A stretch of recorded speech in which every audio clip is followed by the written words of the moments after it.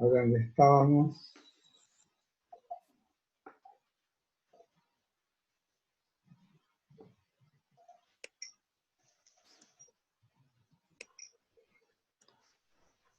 Bueno, estamos bastante bien con nuestros procedimientos, bastante ajustaditos. Bueno, esperemos unos minutos que vuelvan todos, somos 7, creo que fuimos 9 en algún momento.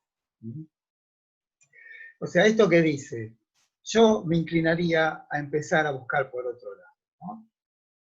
Como diciendo, bien, quizás todo esto es pertinente, pero para mí hay un elemento que no termina de funcionar entre el orgiasmo dionisíaco y las sectas filosófico-religiosas.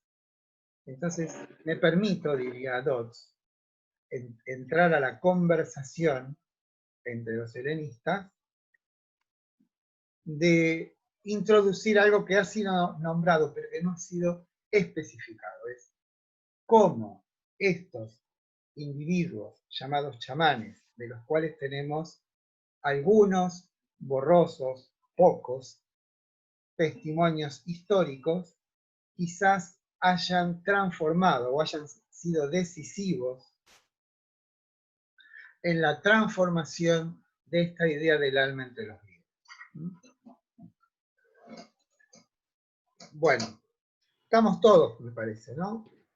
8. ¿Sigo o esperamos un minuto más?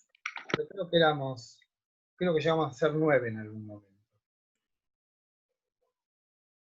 Una pregunta, profe. Sí, ¿me esperan? Pensate la pregunta que voy a hacer el trabajito de grabar la clase para no perderla. Recuerden que esto te lo pisa, ¿sí? Espérenme un minuto que hago este trabajito y ya está.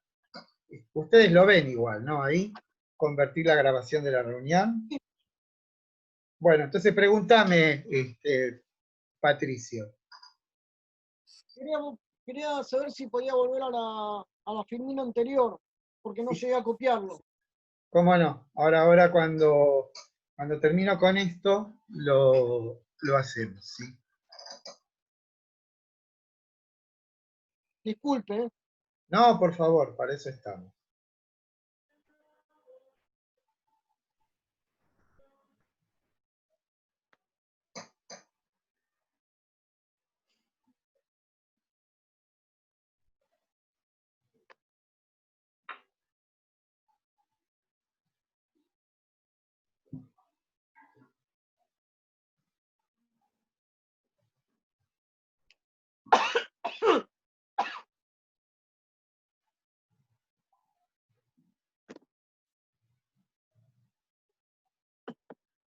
Bueno, ya estamos, un segundo más, lo grabo y me quedo tranquilo.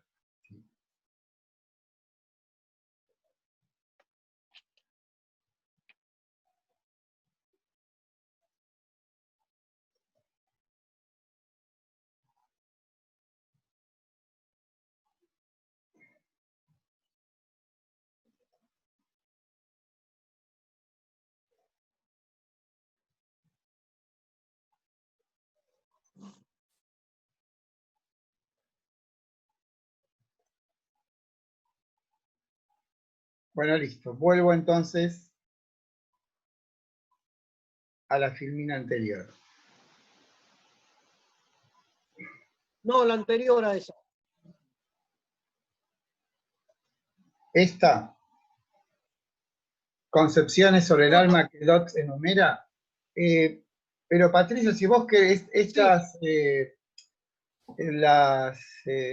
los PowerPoint yo los pongo en la página, va en el campus, si es por eso.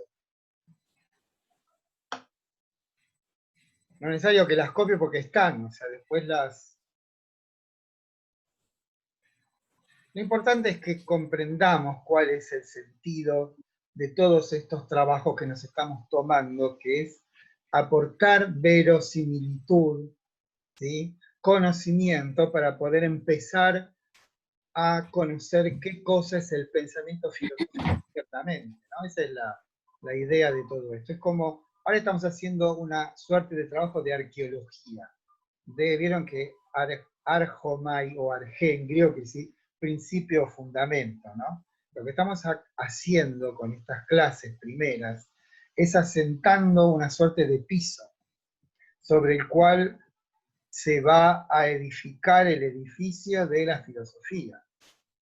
¿Por qué yo hago tanto hincapié, por ejemplo, al asunto de, en los mitos muchas veces encontramos cierta sabiduría? ¿Por qué la idea de alma inmortal es relevante para nosotros? ¿Por qué la fuente dionisíaca da lugar, por una parte, a algo tan apolíneo como las sectas filosófico-religiosas como la pitagórica, y por otro lado da lugar a la tragedia? O sea, lo que estoy haciendo es como disponiendo la mente de ustedes para que después, cuando encaremos el asunto filosófico, sepamos que la filosofía no nació, digamos, de un día para otro mágicamente, sino que hay todo un sustrato que tiene que ver con fenómenos religiosos muy particulares. Pero es fundamental para poder pensar el advenimiento de la filosofía, conocer esta historia, aunque sea muy escueta para nosotros, del alma en el mundo griego. Porque, muy simple, porque ¿quién es el filósofo más importante para nosotros en el mundo griego? Es Platón. Y Platón le debe muchísimo a los pitagóricos. ¿Se dan cuenta? Ahí está el nexo. ¿Copiaste, Patricio? ¿Hola? Sí, gracias. Ah, bien. No estoy copiando. No hay que copiar, porque esto después lo vamos a poner en la... Yo hago apuntes. Sí, claro. Bueno, cada uno, vieron, tiene su estilo. Igual no sigo un hilo de todo lo que vamos viendo, es como que está todo mezclado. Pero bueno. Bueno, pensá, ¿cómo comenzamos esto? Comenzamos con una clase sobre el fenómeno religioso, de Mircea Eliade. Sí. Del fenómeno religioso estudiamos un fenómeno en particular, el mito. Del mito estudiamos los mitos cosmogónicos, acerca de aquellos mitos que hablan del origen. Y además de eso dijimos mitos cosmogónicos en las sociedades arcaicas, no literariamente elaborados. De ahí qué conclusión sacamos respecto del fenómeno religioso. Que lo que vamos a encontrar, o lo que encuentra en todos estos relevamientos que hace Mircea Eliade, es que en el hombre, en esas comunidades, hay una constante, que es la búsqueda del origen. Todos los rituales que tienen que ver con los mitos cosmogónicos, recuerden que mito y rito son dos caras de una misma moneda, lo que se observa es un intento de regresar al tiempo fuerte del origen, ¿no? ¿Se acuerdan de todo eso? Digan que sí unánimemente. ¿Se acuerdan? Sí, cuando habla del origen de la humanidad o del origen de la filosofía. Ahí estamos hablando del origen del fenómeno religioso. ¿Cómo funciona el fenómeno religioso? Después de ahí pasamos e hicimos una historia El griega. surgimiento del mito. Claro, y después pasamos al mito griego, con el texto de Parker. ¿Sí? Y después de Parker, ahí hablamos de la religión griega en general. Después de Claro. El mito Parker, surge a partir de la religión. mito y religión son, digamos, la religión se dice en mitos, hablando de las comunidades Claro. arcaicas, ¿no? No estamos hablando de las religiones Se transmite el mito. modernas, digamos, por llamarlo de alguna manera. Después seguimos con el texto de Parker, que nos mostró un mosaico de formas religiosas de Grecia. Y después leímos a Rode, y Rode, ¿qué nos enseña? Bueno, dentro de la religión griega, fíjense que aparece un fenómeno muy particular, que es el dionicismo. En el medio hay un texto de mito y realidad. Sí, En el medio de Parker y Dodd hay un... No, en el medio de Rode, ¿no? Y este. y está el Hay de uno de Mito y Parker. Realidad. El de Parker. El Sí, pero texto está de Parker, está Rode, y después viene uno de Mito y Realidad, ¿no? pero ese es el próximo. Mito y realidad es el nombre del libro de Mircea Eliade que leímos Sí, nosotros, el primer capítulo que llama La estructura de los mitos. sí. Vino así, primero Pero vino Mircea Eliade. en el campus está ese texto. Están todos en el campus. Sí, pero está después, digo, o sea, en el campus está, perdón, del mito a la razón quise decir, no mito realidad. Del mito de la razón es el próximo que vamos a estudiar. Claro. Pero está Rode, del mito a la razón, y después viene Dodd. ¿Cómo después? Ah, bueno, por ahí está puesto no está puesto en orden. Vos decís en el Claro, campus. claro, porque yo el campus pude estar recién el viernes y me Ah, perdí un montón, pensé que había pasado todo eso y ahora me encuentro, pasé como que pasé de Parker a Dodd directamente. no, no. Todo lo que pasó en el medio me lo perdí. Primero tenés Mircea Eliade, después tenés No, Parker, eso es, después hasta tenés Parker llegué Rode, bien. después Dodds y tendremos Bernard la próxima clase. Ah, ok, o sea que del mito a la razón va después de Dodd. Del mito a la razón va después de Dodds. Es el próximo Ah, ok, texto. Es el próximo texto. Lo que yo ok, está bien. No estaba supongo, perdida. muchachos, es que ustedes están leyendo antes. Y que todo Claro. esto, bueno, igual tenemos la clase el viernes, el coloquio para aclarar dudas. Pero ya les digo, después de el texto de Este Bernard, viernes va a ser el coloquio de Rod. De Dodd, perdón. sí, sí, sí. Ok. Coloquio de Dodds y adelantamos, porque el coloquio ¿para qué sirve? Sirve para repasar lo que vemos hoy. Sirve Claro. para que ustedes hagan preguntas y sirve No, para... yo porque como no llegué a leerlo, la verdad, el texto de Dodd. Entonces estoy un poco así medio en el aire y seguramente el viernes esté como un poco más empapada en el tema. Bueno, Por eso preguntaba si era el coloquio. por eso tenemos... los coloquios tienen fundamentalmente tres partes, no, tres intereses. Uno, escucharlos. Otro es explicar lo que ustedes preguntan o agregar algo que yo no puse en la clase. Y por otra parte, anticipar lo que vamos a ver el martes, ¿no? A mí me parece bárbaro lo de los coloquios, una buena idea. Bueno, Sí. vamos entonces a la tesis de Dodds. ¿En qué sentido las prácticas de estos individuos que él emparenta con los chamanes que vienen del norte influyeron en la concepción griega acerca de la naturaleza del alma y fundamentalmente en la convicción de un alma inmortal? Y todo lo que eso conlleva, todo lo que es un correlato de esa transformación que fue ocurriendo a lo largo del tiempo. Esto no ocurre de un día para otro, pasan cientos de años por ahí, ¿no? Lo que pasa es que los testimonios primeros son fragmentarios. Y como digo, todo acá es muy conjetural. Por ejemplo, dice, Epiménides de Creta, que estuvo 57 años dormido y dice que viajó por todo el mundo, cuando lo van a enterrar ve que está tatuado. Los griegos no se tatúan, los que se tatúan son los tracios. Y sabemos que en Tracia es donde nace el dionicismo. Bueno, ese tipo, o los escitas, perdón, ese tipo de testimonios dan lugar a conjeturas, pero no a certezas. ¿Me explico? Esta gente trabaja con una muy pequeña cantidad de textos que hay que exprimirlos para poder sacar alguna certeza de ellos. ¿Sí?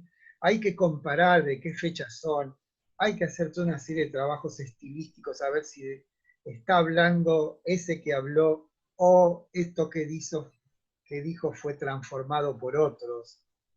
Por ejemplo, es muy común en la antigüedad que los discípulos titulen sus obras con el nombre de sus maestros.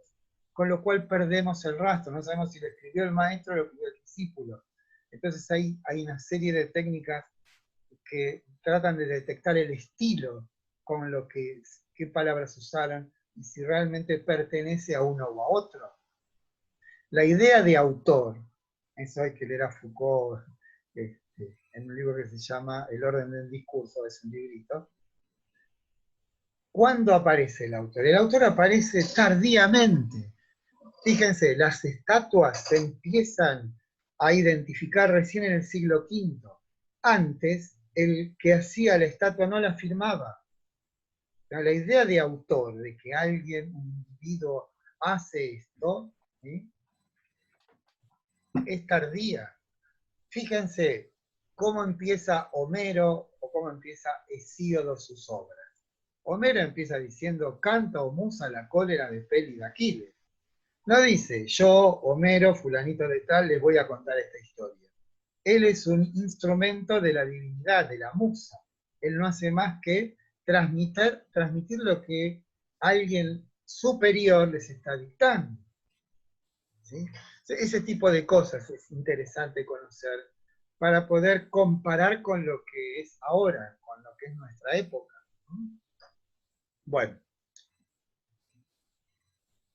Claro está entonces que la búsqueda de Dodds, que aclaremos, consiste en establecer con toda la precisión que la escasez de fuentes lo permita, en qué sentido la cultura chamanística es el eslabón perdido entre las frenéticas celebraciones dionisíacas y la circunspecta y ensimismada práctica pitagórica, tomando a esta última como emblemática de esta nueva concepción que ocupó un lugar en Grecia a fines del siglo VI y comienzos del V. Bueno, esto lo puse yo, ¿no? Bien, ¿cuáles son las prácticas asociadas al chamanismo? Soledad y ayuno. Esto, recuerden, entra de lo que se llaman la mántica incubatoria.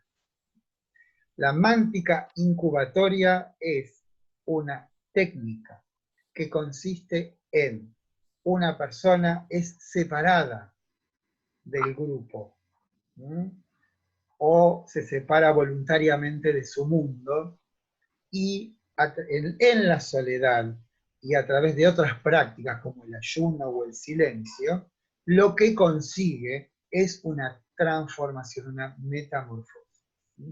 Eso recuerden que lo dice Mircea Eliade cuando hablaba de los individuos que los entierran literalmente, o los dejan en una habitación oscuras durante mucho tiempo sin comer y sin beber, y si es capaz de soportar esa penuria, entonces es admitido en la comunidad con un estatus más alto. Todo esto tiene que ver entonces con lo que se llama mántica incubatoria. Se llama mántica, recuerden que la palabra mantía es sabiduría, pero tiene un cierto carácter esotérico la palabra. Bueno, cambio psicológico de sexo, entrar a voluntad en un estado de disociación mental que no implica ser poseído por un espíritu ajeno, sino por su propia alma. Que esto es importante porque en la celebración dionisíaca, quien se apoderaba de mí o con quien yo me asimilaba era con la divinidad, con Dioniso.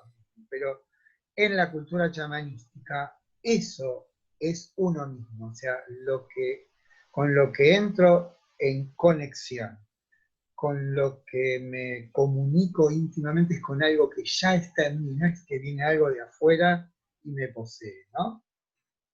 Después, abandono de esta voluntad, o sea, la disociación, los viajes astrales. Todo esto, Patricio, eso es esoterismo, ¿ves? Esto es decir que de pronto el alma se desliga del cuerpo y viaja por todo el mundo, hace una suerte de turismo astral, la bilocación, que es estar en dos lugares a la vez, la adivinación, o sea, en ese estado extático, el alma parece tener poderes adivinatorios. La poesía religiosa y la medicina mágica que le hacen socialmente importante se convierten en depositario de una sabiduría supranormal. ¿Sí? Bueno, acá tenemos los testimonios históricos. O sea, ¿en qué se basa este señor Dodds para asentar su hipótesis acerca de la influencia de la cultura chamánica en el mundo? ¿No? Avaris, Aristeas, Hermótimo de Clazomenes, Epimenio, bueno, todo esto es simplemente datos históricos, ¿sí? Esto no es que no nos interese, pero... ¿Cómo? Nada. Bueno, 57 años dormido y apareció, bueno, todo este tipo de historias que se llaman, está en griego ahí, es Theios Aner, varones divinos o varones de Dios. Estas personas que están como tocadas providencialmente y ese toque implica la capacidad, por ejemplo, de predecir el futuro, detener los terremotos, ¿no? Bien. Está, bueno, esto es lo de Epiménides. Bien, esta es una conclusión, ¿sí? Que saca Dodds. De todo esto parece razonable concluir que la apertura en el siglo VII del Mar Negro al comercio y la colonización griega introdujo a los griegos a una cultura fundada en el chamanismo. Enriqueció, por lo menos con algunos rasgos nuevos notables, unos nuevos rasgos notables de la imagen griega tradicional del varón de Dios. Estos elementos resultaron aceptables para la mente griega, como lo había hecho antes la religión dionisíaca. La experiencia religiosa de tipo chamanístico es individual, no colectiva, pero apelaba al individualismo creciente de una época para la cual ya no eran del todo suficientes los éxtasis de Dios. Bueno, esta afirmación la saca de un texto de Rode, cuando dice, de pronto, la cultura, la concepción de un alma inmortal resultó adecuada para el, digamos, el talante espiritual de los griegos, ¿no? Como que los cambios no son totalmente y absolutamente una novedad, sino que está como el mundo está preparado, ese mundo griego estaba preparado para eso. ¿Y en qué sentido puede decir que estaba preparado? Que a partir del siglo V lo que se observa en el mundo griego es un grado creciente de individualización. Esto lo voy a reseñar de la siguiente manera. Por ejemplo, si ustedes se fijan simplemente en la tragedia de Edipo, ¿no? En la historia, la tragedia de Edipo está basada en una historia, en un mito. Casi todas las tragedias, cuando iba un ateniense a una representación de una tragedia, ya sabía cómo terminaba. ¿Por qué? Porque los temas que se tratan en la tragedia son temas míticos, son todas las historias que ellos conocen desde que nacieron, podemos decir. Bueno, por ejemplo, tomamos entonces el ejemplo de Edipo. ¿Por qué a Edipo le pasa todo esto? Saben ustedes que el padre de Edipo, Layo, lo manda a matar cuando nace porque hay un oráculo que le dice que ese hijo lo iba a llevar a la muerte. Entonces ni corto ni perezoso manda a un sirviente para que lo mate a Edipo. Y resulta que este hombre tiene cierta conmiseración por el bebé y se lo da a unos individuos que son de Corinto, ¿no? Y resulta que como los reyes de Corinto no tenían hijos, Edipo nace creyendo que es el príncipe de Corinto, el hijo de esos padres. Se entera de eso y se escapa. O sea, bueno, todo lo que pasa con Edipo, ¿no? Pero en realidad lo que está detrás de todo esto es la idea de una culpa vicaria, ¿no? Esto es, el padre de Layo, o sea, que es el padre de Edipo, había cometido una violación en una, digamos, lo vinivita, no importa, había cometido una grave transgresión. Entonces, la culpa del padre pasa al hijo. ¿Se dan cuenta? No es que Edipo, digamos, por lo que hizo o por lo que le pasa, es culpable, sino que su culpa viene de sus antepasados, en este caso el padre. Se llama eso culpa vicaria. Esto es, las decisiones que nosotros tomamos no son nuestras, sino que provienen de algo que ocurrió en el pasado, ¿no? O de una culpa que se traslada de generación en generación. Se llama eso culpa vicaria.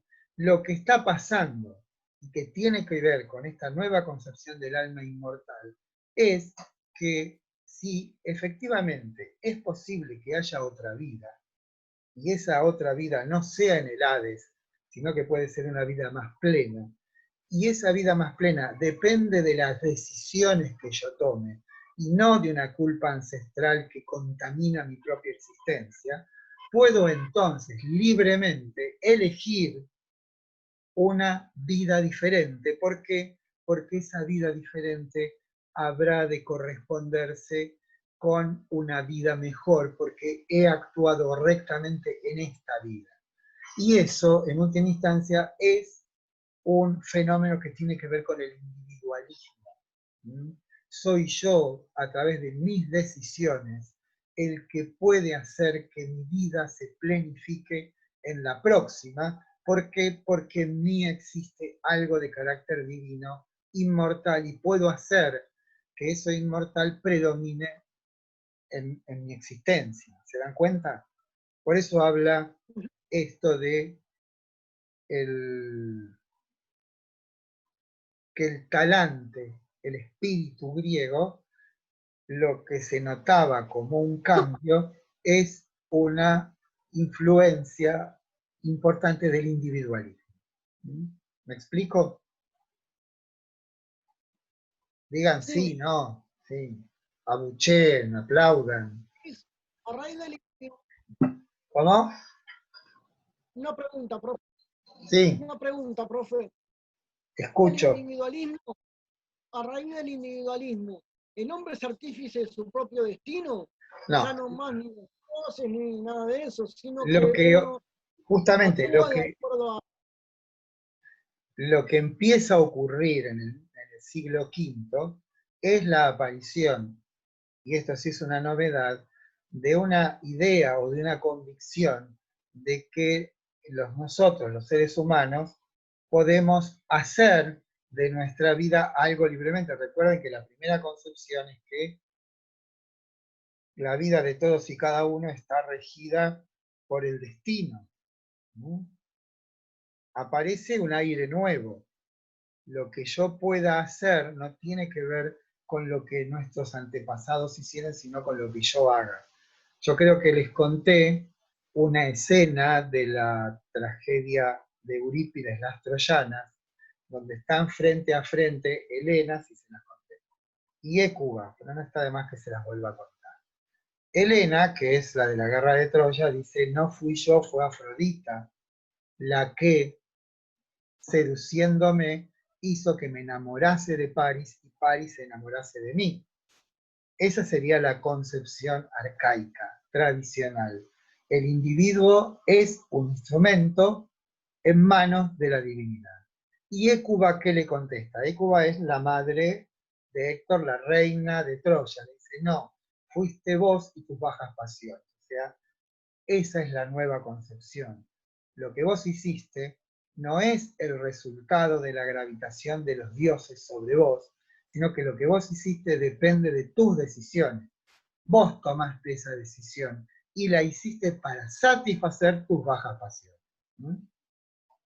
Ahí tienen con absoluta claridad ese tránsito que se da en el mundo griego de una concepción en la cual el individuo es un instrumento de la divinidad que se maneja de un modo ininteligible, o sea, no conocemos cuáles son, cómo es que funciona la tortuosa mente o espíritu de los dioses que hacen que el pobre Edipo le pase lo que le pase, o a Teseo o a tantos otros. Y contra eso aparece una concepción moderna para nosotros, que es Hécuba, que le dice, no, sos vos tomaste esa decisión. No es un azar, ¿sí? Uy, acá me pasó lo mismo.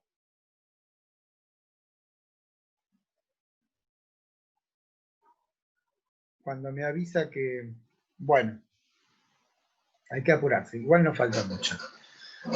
Bien, ahora recién habla de Pitágoras. Dice, hay otro chamán griego importante que indudablemente sacó consecuencias teóricas e indudablemente creyó en la reencarnación. Pitágoras de Samos. Yo les conté que la secta pitagórica se instala en el sur de Italia, pero Pitágoras nace cerca del Asia Menor. Eso no es casual. Y el padre de Pitágoras era un comerciante rico, y Pitágoras viajó mucho de joven. Y después dicen que a los 40 años se traslada al sur de Italia y en la ciudad de Crotona asienta esa comunidad de la que ya vamos a hablar, ¿no? La hipótesis de que tal doctrina la tomase el propio Pitágoras de los órficos es dudoso para Dodds. Aduce que su prestigio podría asentarse en que hubiese creado su doctrina y que no la hubiese copiado de los órficos, ¿no? Dice, sabemos que Pitágoras fundó una especie de orden religiosa, una comunidad de hombres y mujeres cuya regla de vida estaba determinada por la esperanza de vidas venideras. Otro personaje relevante al que se refiere Dodds, sí, es Empédocles. Después de él, las funciones de mago y naturalista, poeta y filósofo, predicador y curandero y consejero público se escinden definitivamente de lo que será el filósofo. Bien. No, quisiera tener unos minutos para conversar, y si no, entramos de nuevo. Lo que hasta ahora he sugerido es un intento de genealogía espiritual, está hablando Dodds, que empieza en Escitia. Recuerden que Escitia es lo que hoy es Ucrania. Cruza el Helesponto es donde está el mar de Mármara, ¿sí? Pasa a la Grecia asiática. Se combina quizás con algunas reliquias de tradición minoica, le hace Epimenides de Creta. Emigra al Extremo Oriente con Pitágoras, o sea, hacia el Asia Menor, y tiene su último representante destacado en el siciliano Empédocles. Estos hombres difundieron la creencia en un alma o yo separable, que mediante técnicas apropiadas puede retirarse del cuerpo aún durante la vida. Un yo que es más viejo que el cuerpo y que le sobrevivirá. Pero en este punto se presenta a la mente una pregunta inevitable. ¿En qué relación se encuentra esta evolución respecto de la persona mitológica llamada Orfeo, y respecto de la teología conocida con el nombre de Órfica? Bueno, esto, ahí tienen ustedes el hipertexto para que vean el video.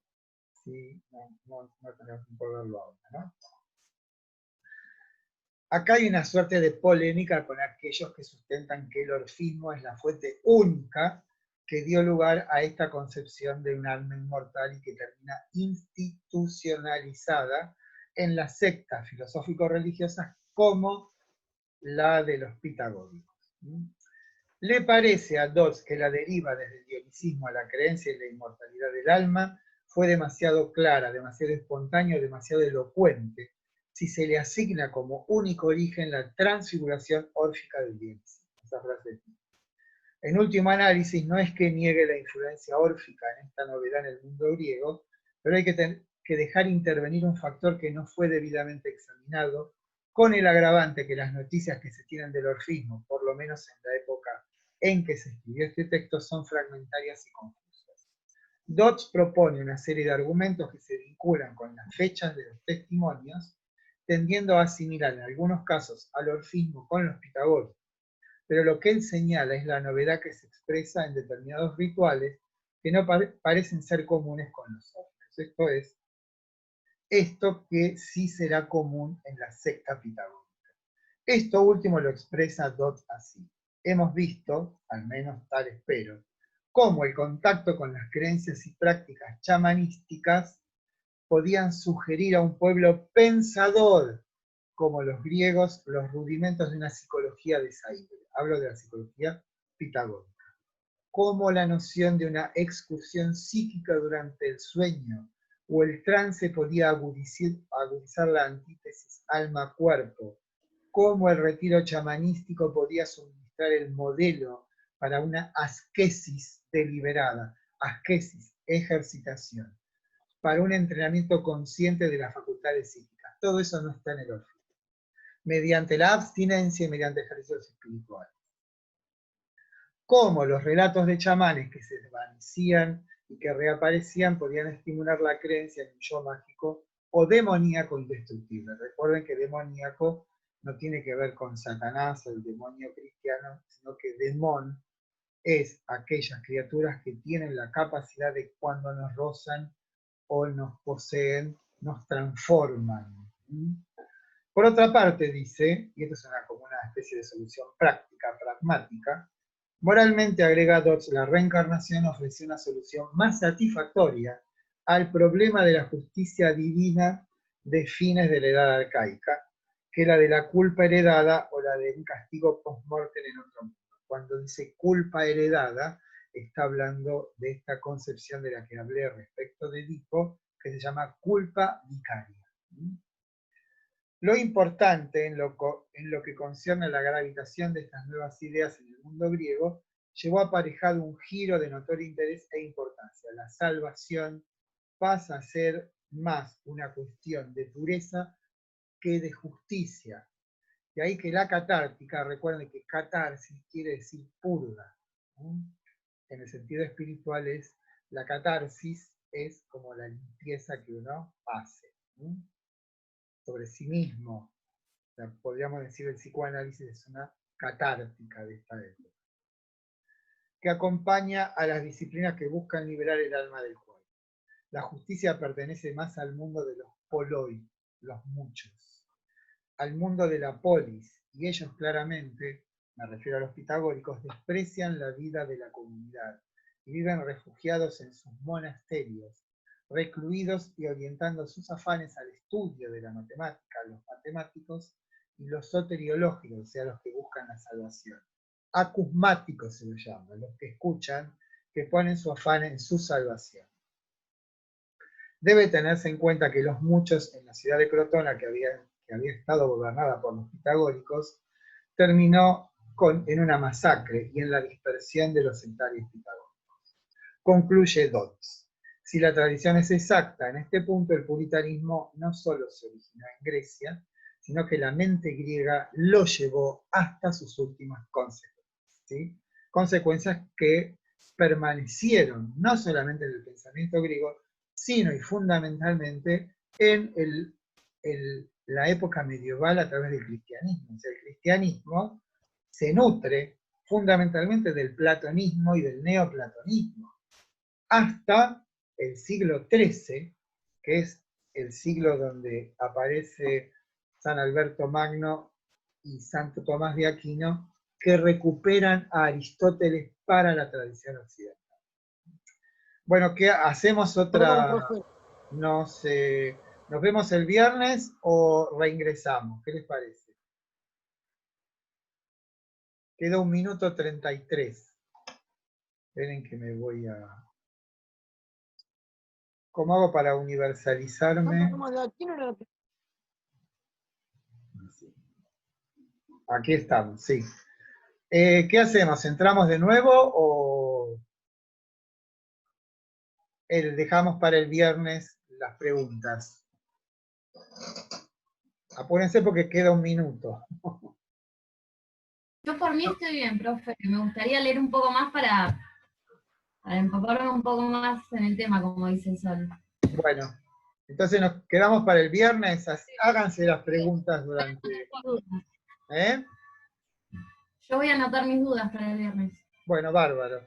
Y entonces anticipamos el viernes lo que vamos a ver con Bernán también, y ustedes me dicen las dudas, ¿sí? Igual ya se corta solito. Menos de 1 Muy bien, minuto. gracias, profe. Bueno, nos vemos el viernes. La última pregunta, profe. Hasta el viernes. ¿Cómo? La última, profe. No La creo que última. llegue. Decime, Patricio. Santo Tomás de Aquino, en el que decía, si no lo veo, no lo creo. No sé, la verdad que no sé. Pero eso lo voy a decir mi tía también. Bueno, hasta el viernes, chicos. Hasta el viernes, profe. Gracias.